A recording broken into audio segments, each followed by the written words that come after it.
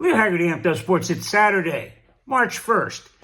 Time for my Screamin' from the Cheap Seats column. So who am I screaming at today? The NFL, of course, my favorite whipping boy. But when the Shield does something right, you need to point that out as well. Accentuate the positive when it occurs.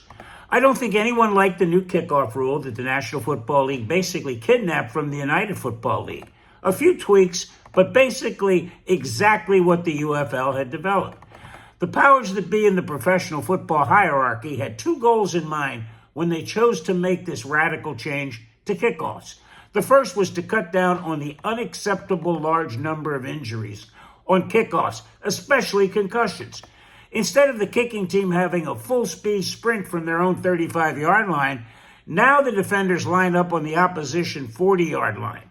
Also, the kickoff team cannot move until the ball touches the ground or a player in the end zone or the landing zone, which is between the goal line and the 20-yard line of the receiving team.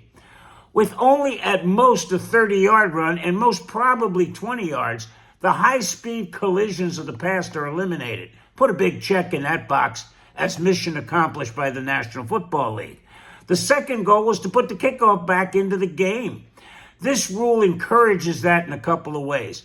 The first is that the kicking team is penalized for kicking the pigskin into the end zone by bringing it out to the 30-yard line instead of the 20.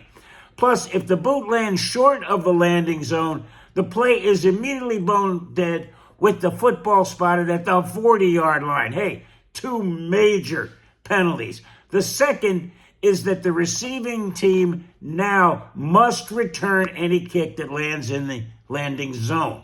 Another big check for the National Football League on this one. In 2023, only 4 kickoff returns for touchdowns.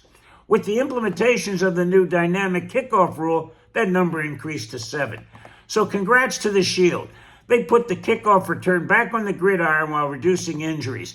Have to give an assist to the UFL, though, for paving the way because, as we all know, imitation is the sincerest form of flattery. Leo Haggerty, Amped Up Sports. Book it, Dano.